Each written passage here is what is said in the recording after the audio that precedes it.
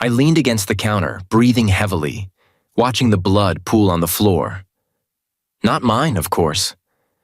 My hands trembled slightly, knuckles raw and aching, but I couldn't let myself sit down just yet. The kitchen was a mess. Broken glass glinting under the harsh light, a chair overturned, and that bright, ugly red staining the pristine white tiles. My kitchen. My sanctuary. This wasn't how I pictured the evening would go. I mean, who does? But let me tell you, there's something oddly therapeutic about cleaning up after a fight you've won. It's a moment to reflect, to savor the satisfaction of standing your ground. Don't get me wrong, violence isn't my first choice. But when a man disrespects you in your own home, sometimes you've got to remind him whose name is on the mortgage. Let's rewind a bit. This wasn't some bar fight or a random act of rage. No, this was personal. This was a battle for dignity, for respect, for the right to not be treated like a doormat in my own house. And the irony? The man lying unconscious on my kitchen floor wasn't some stranger. He was someone my wife, the woman I'd vowed to love and protect, had invited into our lives. I glanced at his face, swollen, bloodied, with a gash above his brow that would leave a scar, assuming he learned his lesson and lived long enough to care about scars. His teeth, well, what was left of them, were scattered across the floor like broken pearls. Funny, isn't it? He walked in here with a smug smile, thinking he could bare his teeth at me. Now? He'd be lucky if he could drink through a straw for the next month. My wife? Oh, she was upstairs. Shocked, probably. Silent, definitely. I could hear her pacing, the creak of the floorboards above me. She hadn't come down yet, not to intervene, not to defend her boyfriend. I'll admit, a small part of me wished she had. Maybe then I wouldn't have felt the full weight of her betrayal. You're probably wondering how we got here, how a peaceful, law-abiding man like me ended up in a fistfight in his own kitchen.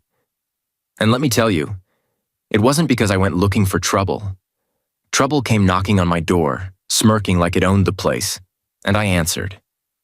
I didn't grow up fighting. My father always said the strongest man in the room was the one who could walk away.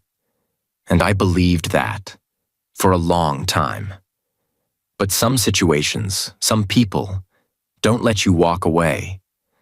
Some people mistake your patience for weakness, your silence for fear. And tonight, patience wasn't on the menu. The kitchen clock ticked loudly, each second punctuating the heavy silence. I grabbed a towel, crouching to clean up the blood. The motion felt mechanical, like my body was working on autopilot while my mind replayed the events that led to this moment. Every insult, every smirk, every audacious word that left his mouth. How he strutted into my house like he owned it, like I was just some insignificant obstacle in his way. But here's the thing about obstacles. Some of them don't move. Some of them hit back. As I scrubbed the floor, I realized I wasn't angry anymore. The rage that had fueled me earlier had simmered down, leaving behind a cold, hard clarity. This wasn't about proving myself to him, or even to my wife. It was about reclaiming what was mine. My pride, my peace, my home. I stood up, tossing the towel into the sink, and looked around. The kitchen was still a mess, but it was my mess, my space. And as for him? Well, let's just say he won't be coming back here anytime soon. This was just the beginning of the story, but even then, I knew one thing for sure. Some people need to learn the hard way. And tonight, I was their teacher. It wasn't always like this. For years, I thought we had a good thing going. Sure, we had our ups and downs like any couple, but I never thought betrayal would be part of our story. I didn't even notice the cracks until they became impossible to ignore. It started subtly. Little things I could have easily dismissed if I hadn't been paying attention. Her phone, for instance, used to sit on the counter while we ate dinner. Now it was glued to her hand, face down and on silent. At first, I thought it was work, maybe a stressful deadline or some client needing her attention. But it wasn't just work. I'd walk into the room, and she'd stop texting mid-sentence. her thumb hovering over the screen like she'd been caught red-handed. She started coming home later too, with vague excuses about traffic or last-minute errands. I didn't want to be the paranoid husband who saw ghosts where there were none, so I let it slide. Trust, I thought. That's the foundation of any good marriage. But trust doesn't mean blind stupidity. One night, I decided to ask her outright. She had been unusually distant all evening, and the tension between us felt thick enough to cut with a knife. "Is something wrong?" I asked, keeping my tone neutral. She hesitated, her fork hovering over her plate. "What do you mean? You've been different, distant. Is there something I should know?" For a moment, she looked at me like she wanted to say something, like the truth was bubbling just beneath the surface. But then she shrugged, plastering on a fake smile. "You're imagining things. I'm fine. Fine." That word hung in the air like a bad smell. I knew better, but I let it drop. For the moment. A week later, I found out I wasn't imagining things after all. She came home late that evening, her hair tousled, her lipstick smudged, details she'd never let slip before. She dropped her bag on the counter and avoided looking at me. "Can we talk?" she said, her voice hesitant. "Of course," I replied, trying to keep my voice steady. She took a deep breath, as though bracing herself. "I've met someone." I stared at her, the words hanging in the air like a slap to the face. "You've met someone?" I repeated, incredulous. "It's not what you think," she said quickly. "I didn't mean for it to happen. It just did." That was the moment something inside me shifted. My first instinct wasn't anger. It was disbelief, the kind of disbelief that makes you question your own reality. I stared at the woman I'd shared my life with, wondering how we got here. "And you felt it was appropriate to bring this up now?" I asked, my voice calm but cold. She fidgeted with her hands, avoiding my gaze. "I think we need to talk about us, about where this is going." I didn't have an answer for that. Instead, I nodded and walked out of the room. There was nothing to say that wouldn't make things worse. The next morning, I woke up with a resolve I hadn't felt in years. If she thought she could replace me, she had another thing coming. What I didn't know then was just how bold her new boyfriend would be. I didn't have to wait long to meet him. She made sure of that. It was a Saturday afternoon, and I was in the living room, trying to distract myself with a book that I wasn't really reading. The house was quiet, which made the sound of a car pulling into the driveway feel like a siren. I peeked through the curtains, and that's when I saw him. He stepped out of the car like he owned the place, wearing a leather jacket and sunglasses, his smirk as wide as the front door. I didn't need an introduction to know who he was. The way he walked, swaggering, confident, arrogant, told me everything. She came in first, holding the door open for him like a hostess welcoming a VIP guest. "Darling," she said, her voice strained and overly cheerful. "This is Ethan." Ethan. The name hung in the air like a challenge. He walked in without waiting for an invitation, looking around the house like he was appraising it. "Nice place," he said, his tone dripping with condescension. "A bit quaint, but it's got charm." I stood up slowly, taking my time. I wanted him to feel the weight of my gaze. "Ethan," I said, my voice steady. "Nice to meet you." He didn't shake my hand. Instead, he stuffed his hands in his pockets and tilted his head, looking me up and down like he was sizing me up. "You must be the husband," he said, grinning like it was a joke. "Last I checked," I replied, keeping my tone even. The tension in the room was thick enough to cut with a knife. My wife shifted uncomfortably, pretending not to notice as Ethan sauntered over to the couch and sat down like he owned it. He leaned back, spreading his arms across the cushions, and looked at me with that same smug smile. "So," he began, "I figured it was about time we met. After all, it's a bit awkward, don't you think? Me and her and you." I clenched my fists, but I kept my composure. Awkward isn't the word I'd use, I said. He laughed, a short, mocking sound that made my blood boil. Relax, man, I'm not here to cause trouble. I just thought we could clear the air, you know? Get everything out in the open. Everything's already clear, I replied. You're in my house, sitting on my couch, talking to me like I'm the intruder. That's pretty clear. He didn't like that. His grin faltered for a split second before he leaned forward, resting his elbows on his knees. Look, he said, lowering his voice like he was about to share a secret. Let's not make this harder than it has to be. I'm here now. Things are changing, and you can either accept that or not. It took everything in me not to laugh in his face. The audacity of this man, walking into my home and acting like he had the upper hand. I'll keep that in mind, I said, my voice as calm as I could make it. But inside, I was anything but calm. He leaned back again, looking around the room with that same condescending smirk. You've done all right for yourself, haven't you? Nice little setup here. I guess she liked the stability. I didn't respond. I just stared at him, letting the silence speak for itself. It wasn't fear that kept me quiet. It was strategy. Let him talk. Let him show his hand.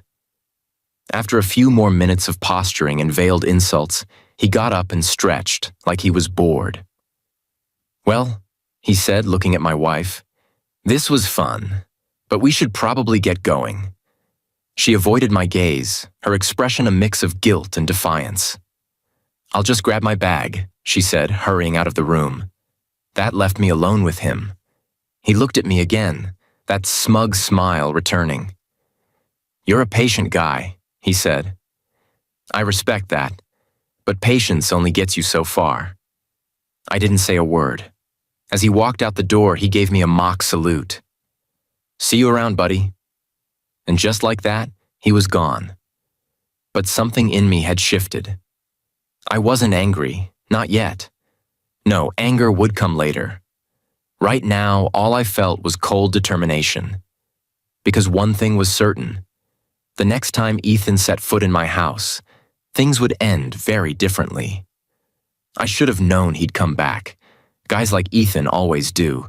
They thrive on the sound of their own voice and the smell of someone else's fear. He probably thought he was doing me a favor, gracing me with his presence again, like his existence was a gift I should be grateful for. It was late afternoon when I heard the knock at the door. Not a polite knock either. Loud and impatient, the kind that demands attention. I opened it, and there he was, leaning casually against the doorframe with that same infuriating smirk. Hope you don't mind me stopping by, he said, brushing past me before I could answer. I didn't mind, yet, but I knew I was about to.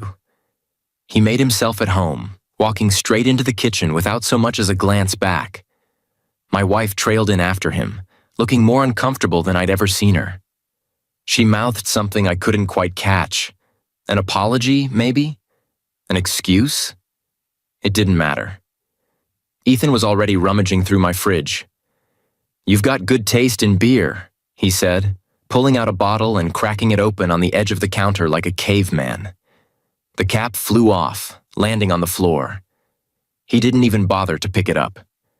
I followed him into the kitchen, leaning against the doorway and crossing my arms.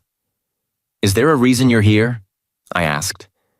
He took a swig of the beer, wiping his mouth with the back of his hand. Yeah, he said casually. We need to talk, man to man. I glanced at my wife, who looked like she wanted to melt into the floor. About what? I asked, my voice calm but firm. About her, he said, nodding toward my wife like she was some sort of prize he'd won. And about you. The way he said it, so condescending, so smug, made my blood boil. But I kept my composure. I wasn't about to let him see me lose control. Ethan stepped closer, closing the space between us. Look, I get it, he said, his tone dripping with fake sympathy. It must be hard, watching a guy like me come in and take over. But hey, life's not fair, right? Right, I said, my voice as cold as steel. He smirked, mistaking my calm for submission. See, I knew you'd understand, and I appreciate that. Really, I do. But here's the thing. This house? It doesn't really feel like it belongs to you anymore. You know what I mean? That was it. The moment I knew this wouldn't end with words. I don't think I do, I said, stepping forward. Ethan took another swig of the beer, clearly enjoying himself. Come on, man. You've got to see it. She's with me now. That means this house, this life, it's mine, too. I stared at him, letting his words sink in. He was close now, too close. Close enough to smell the arrogance on him. And what happens? I asked slowly. If I don't agree? Ethan chuckled, setting the beer bottle down on the counter with a loud clink. Then maybe I'll have to convince you. He pushed me. Not hard, but enough to make his point. Enough to show me he wasn't joking. I didn't move. He pushed me again, harder this time. What's the matter, old man? Afraid to stand up for yourself? That was the moment. The line had been crossed, and there was no going back. I stepped forward, closing the gap between us until we were nose to nose. My voice was quiet, controlled. You've got about 3 seconds to get out of my house, I said, or this is going to end badly for you. Ethan grinned, baring his teeth like the predator he thought he was. I'd like to see you try. Challenge accepted. The kitchen was about to become a battleground, and I was ready.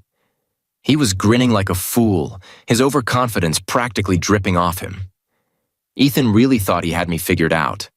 A meek husband, a pushover, the kind of man who'd step aside and let someone else waltz in and take everything. But here's the thing about guys like him. They've never met someone like me. It happened fast. I grabbed the beer bottle he'd so carelessly placed on my counter and smashed it to the floor. The sound startled him, his smirk faltering for the first time. That was my opening. Before he could react, I shoved him back hard, sending him stumbling into the edge of the counter. His cocky grin turned into a grimace of pain, and I stepped closer, towering over him. You think this is a game? I asked, my voice low and cold. He pushed himself off the counter, his bravado returning. Big talk for a guy who hasn't thrown a punch yet, he sneered, swinging wildly at me. Rookie mistake. I ducked easily, stepping inside his reach and landing a solid punch to his ribs. He doubled over with a grunt, and I didn't let up. Another punch, this time to his jaw, wiped that smirk off his face for good. He staggered back, clutching his mouth, and I could see the blood on his hands. You broke my tooth, he stammered, his voice muffled. Not just one, I replied, advancing on him. He swung again, this time catching my shoulder, but it was weak, desperate. I grabbed his arm and twisted, using his own momentum to send him crashing into the kitchen island. He hit the edge hard, collapsing onto the floor with a groan. I stood over him, breathing heavily.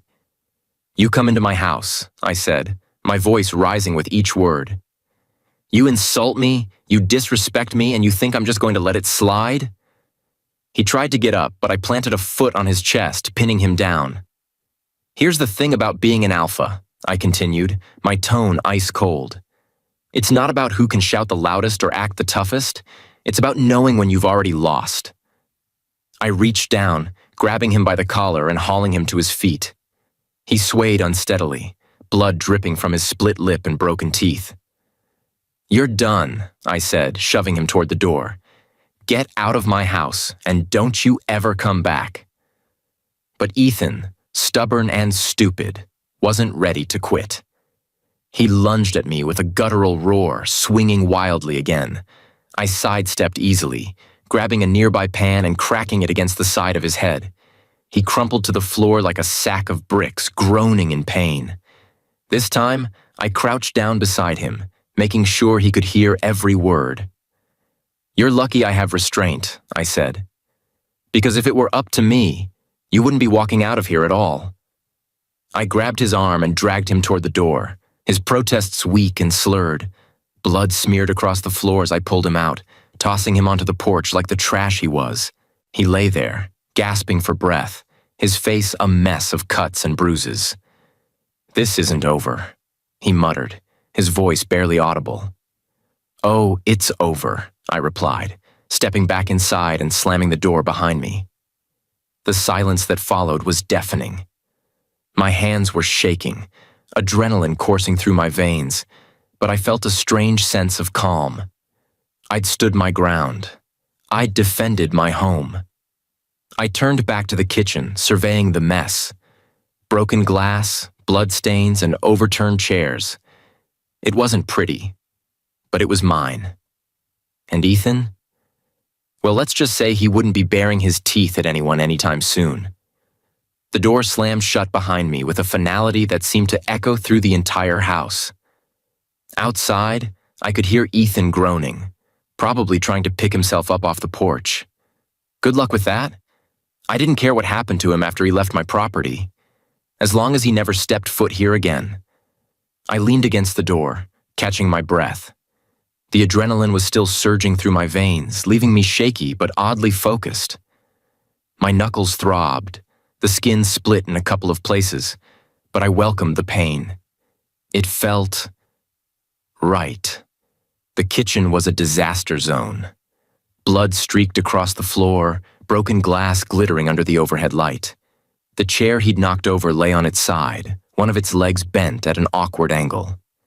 The beer bottle he'd smashed earlier had left a jagged dent in the counter. It was chaos, pure and simple. But it was my chaos. I started cleaning up, grabbing a roll of paper towels and a bucket of soapy water. Each swipe of the cloth felt like a small victory, a reclaiming of my space. This was my home, my sanctuary, and no one, not Ethan, not anyone, was going to take that away from me. As I worked, I couldn't help but replay the events in my mind. The fight, the insults, the look of shock on his face when he realized I wasn't the pushover he thought I was. That moment would stay with me for a long time. There's something satisfying about watching arrogance crumble. He'd come into my house, full of swagger and bravado, thinking he could intimidate me. But in the end, he was the one crawling away, bloodied and broken. I glanced at the clock. It was late, but I didn't feel tired. My wife still hadn't come downstairs. I could hear her footsteps above me, pacing back and forth. She was probably in shock, unsure of what to do or say. I didn't care. She'd made her choices, and now she'd have to live with the consequences. As I scrubbed the last of the blood off the floor, I felt a strange sense of calm. The storm had passed, and I was still standing. When I finally tossed the dirty rags into the trash, I poured myself a glass of water and sat down at the kitchen table. My hands were still trembling, but it wasn't from fear or anger anymore. It was from relief. For weeks, I'd felt like a stranger in my own home, walking on eggshells around a woman who clearly didn't respect me. Ethan was just the final straw, the spark that lit the fire. But now things were different. I'd drawn a line in the sand, and I wasn't about to back down. Ethan had learned his lesson the hard way. He'd strutted into my house like a lion, baring his teeth, only to leave as a battered cub licking his wounds. I smirked at the thought of him trying to explain his injuries to someone. "What happened to you, man?" they'd ask. And he'd have to admit he got his teeth knocked out by the husband of the woman he thought he could steal. Poetic justice, if you ask me. The house was quiet now, save for the occasional creak of floorboards above. The mess was cleaned up, the kitchen back in order. But the tension lingered, heavy and oppressive. I knew the fight with Ethan wasn't the end of it. There was still the matter of my wife. I stared at the empty glass in my hand, my mind racing. How do you confront someone who's betrayed you so completely? How do you even begin to unravel the mess they've made of your life? I didn't have the answers yet, but I knew one thing for certain. I wasn't the same man I'd been a few hours ago. I'd stood my ground, defended my home, and proved that I wasn't to be underestimated. And as for Ethan, well, let's just say he won't be drinking solid food anytime soon. The house was eerily quiet now.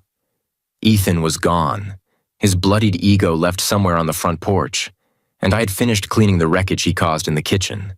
But the real battle wasn't over yet. I could hear her upstairs, her pacing like the ticking of a time bomb. It was time. I climbed the stairs slowly, each creak of the wood beneath my feet punctuating the tension hanging in the air. My knuckles still throbbed, and the adrenaline that had carried me through the fight was long gone, replaced by something colder. Resolve. When I opened the bedroom door, she stopped pacing and turned to look at me. For the first time in years, she seemed small, fragile, like a glass vase on the edge of a shelf. Her eyes darted to my hands, taking in the bruises and the dried blood, then flicked away just as quickly. "You didn't have to do that," she said, her voice barely above a whisper. I let the door swing shut behind me. "Do what? Defend myself? Defend my home?" Her shoulders tensed, but she didn't respond. "What were you expecting exactly?" I asked, keeping my voice calm. "Did you think I'd roll out the red carpet for him? Invite him to stay for dinner? Let him parade around my house like he owns it?" She sank onto the edge of the bed, her hands gripping the comforter like it was the only thing keeping her grounded. "I didn't think it would come to this." "Then you weren't thinking at all." Her head snapped up at that, a flicker of defiance in her eyes. "You don't understand." "Then explain it to me," I interrupted. "Explain why you thought it was a good idea to bring him here, to our home, to my home." She opened her mouth, then closed it again, the words sticking in her throat. I gave her a moment, but when the silence stretched on, I stepped closer. "You owe me that much," I said quietly. "After everything you've done, the least you can do is tell me why." She stared at the floor, her voice trembling when she finally spoke. "I didn't mean for it to happen." I barked out a laugh, harsh and humorless. "Didn't mean for what to happen? The affair? The disrespect? Or inviting him into my house to gloat about it?" Her head shot up again, and this time there were tears in her eyes. "It wasn't supposed to be like this." "But it is," I said, crossing my arms. "So now what? What's your plan? Because I can tell you one thing. He's not coming back here. Ever." She flinched at the finality in my tone. "I didn't know he'd act like that," she whispered. "I thought he just wanted to talk." "And you believed him?" I shook my head, incredulous. "You're smarter than that, or at least I thought you were." Her tears spilled over then, but I didn't feel the usual pull of sympathy. Not this time. I'd given her my trust, my love, my loyalty, and she'd thrown it away for... What? A man who couldn't even hold his own in a fight? "I don't know how we got here," she said, her voice breaking. I sighed, the weight of the evening settling heavily on my shoulders. "We got here because you made choices. Choices that disrespected me, our marriage, and everything we built together." She sobbed harder, but I didn't move to comfort her. This wasn't my mess to clean up. Not anymore. "You're going to have to live with those choices," I said, my voice steady. "Because I'm done.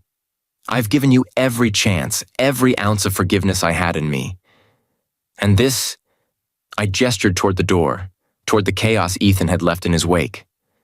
"This is the result."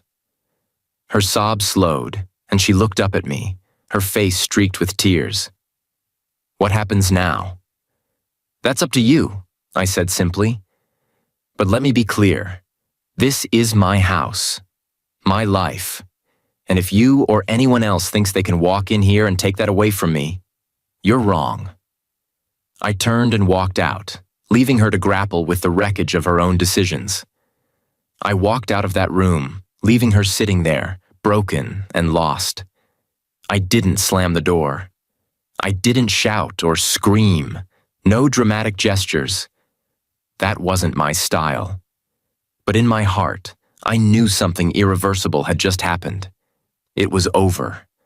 For too long, I'd been holding on, convincing myself that things could be fixed, that whatever cracks had formed in our marriage could somehow be patched up with time and effort. But tonight had ripped those cracks wide open, revealing the truth beneath. Trust shattered, loyalty abandoned, respect non-existent. I stood in the hallway, staring at nothing in particular, letting the weight of it all settle over me. The house was silent now, save for the faint hum of the refrigerator downstairs and the occasional creak of the floorboards beneath my feet. The fight was over, but the battle wasn't. I made my way downstairs, needing space to think. The kitchen was clean, the bloodstains scrubbed away, the glass swept up. The physical mess was gone, but the emotional mess lingered, thick and suffocating. I poured myself a drink, not alcohol, just water, and sat at the kitchen table, staring into the glass like it held answers. It didn't, of course, but it gave me something to focus on while my mind raced. Where do you go from here? How do you rebuild when the foundation has been torn out from under you? The answer was both simple and complex. You start with yourself. For years, I'd been living for us. For her. Every decision I made, every step I took, had been with our life together in mind. But now it was time to focus on me. I thought about the man I'd been when we first met. Confident, ambitious, unshakable. Somewhere along the way, that man had gotten lost, buried under the weight of compromise and routine. I didn't resent her for that. It was part of life, part of love. But now that love was gone, and it was time to find him again. My phone buzzed on the counter, pulling me out of my thoughts. I glanced at the screen. A text from an old friend I hadn't seen in years. "Hey man, long time no see. Let's catch up soon." I stared at the message for a moment before replying. "Let's do it. I'll call you tomorrow." It was a small step, but it felt monumental. Reconnecting with the people and things I'd neglected was the first step toward reclaiming my life.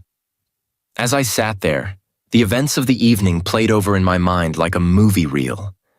The look on Ethan's face when he realized he'd underestimated me. The way my wife had crumbled under the weight of her own choices. The silence that followed it all, heavy and unrelenting. I didn't feel regret. Not for the fight, not for the confrontation, not for standing up for myself. If anything, I felt a strange sense of peace. Ethan was a lesson, a painful, humiliating lesson for both of us. For him, it was a reminder that arrogance and bravado only get you so far.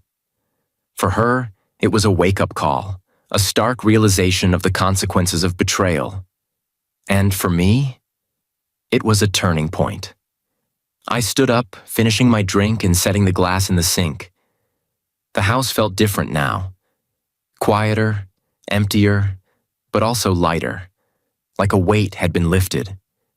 I didn't know what the future held, but for the first time in a long time, I wasn't afraid of it. I wasn't afraid of starting over, of rebuilding, of rediscovering who I was and what I wanted. As I headed upstairs to grab a fresh set of clothes, I paused at the foot of the staircase, looking up toward the closed bedroom door. "I hope you figure things out," I said quietly, not expecting an answer. And then, I walked away. Days passed, then weeks, and the silence in the house became its own kind of conversation.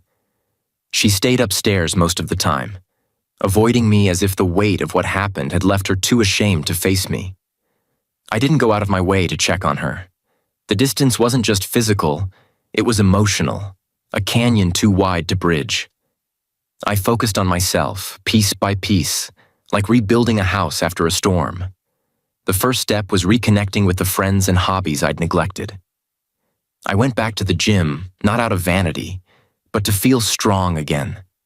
I started reading books I'd put off, and for the first time in years, I found peace in my own company. But her regret? That was a storm brewing on its own. One evening, just as the sun dipped below the horizon and the house filled with the kind of quiet that only comes at dusk, She came downstairs. I was in the living room, a book open in my lap, though I wasn't really reading. She stood there, hesitating in the doorway, her face pale and her eyes red-rimmed from crying. "Can we talk?" she asked, her voice soft, tentative. I looked up, not surprised, but not particularly moved either. "Talk about what?" She stepped into the room, clutching her hands together like she didn't know what to do with them. "About everything. About us." "There is no us," I said, keeping my tone calm but firm. "Not anymore." She flinched, but she didn't retreat.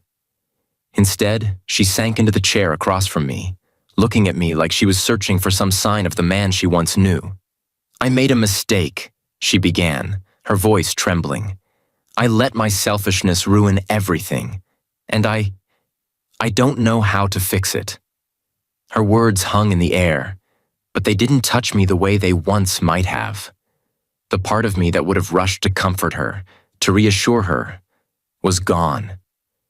She'd killed it, little by little, with every lie, every betrayal, every choice she made to put someone else above me.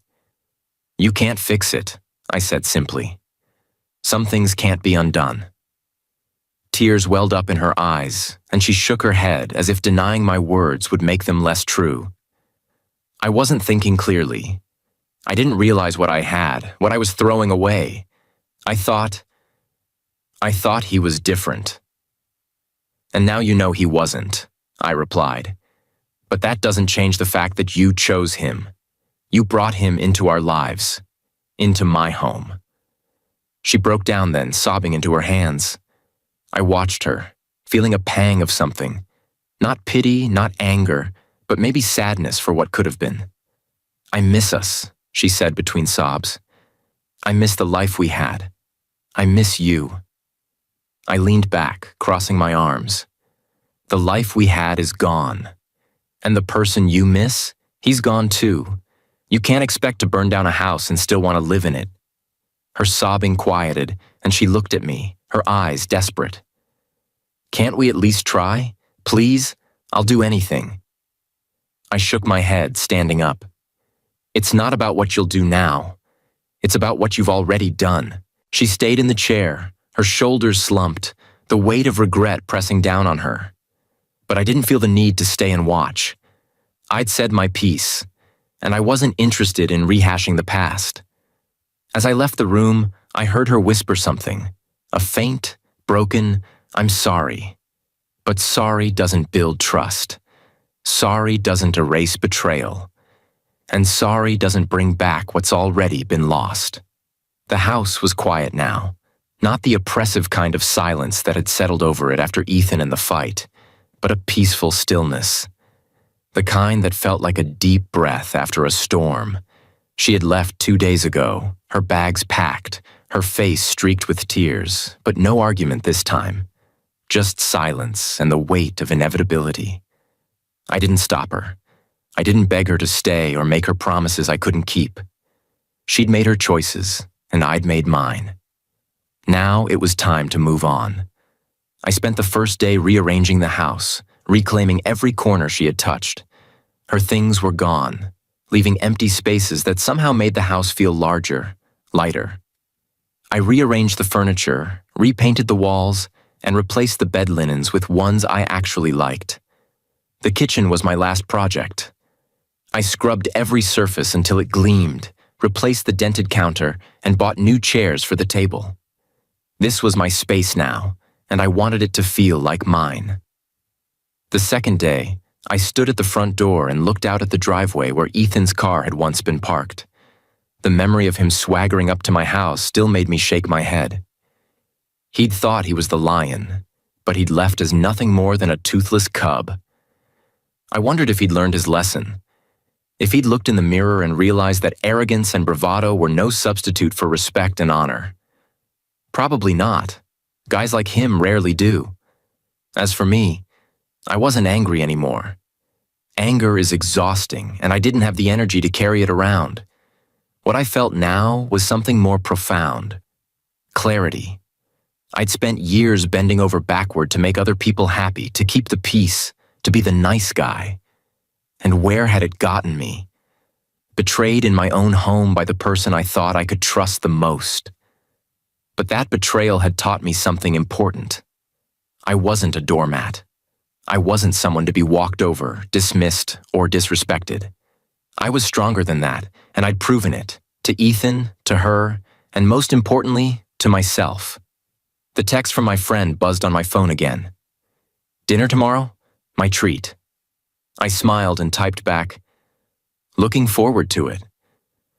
Rebuilding my life wasn't going to happen overnight, but I wasn't in a hurry.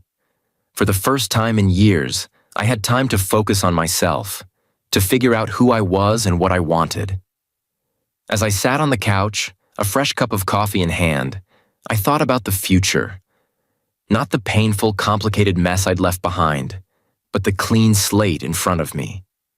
I didn't know exactly where I was going, but I knew one thing for sure. I wasn't looking back. The finality of that thought brought a small, satisfied smile to my face. This was my house, my life, and no one was going to take that away from me again. And as for Ethan, well, the next time he thought about baring his teeth at someone, he'd have to remember what it was like to lose a few of them. I leaned back, letting the calm wash over me. The storm had passed, and I was still standing. For the first time in a long time, I felt free.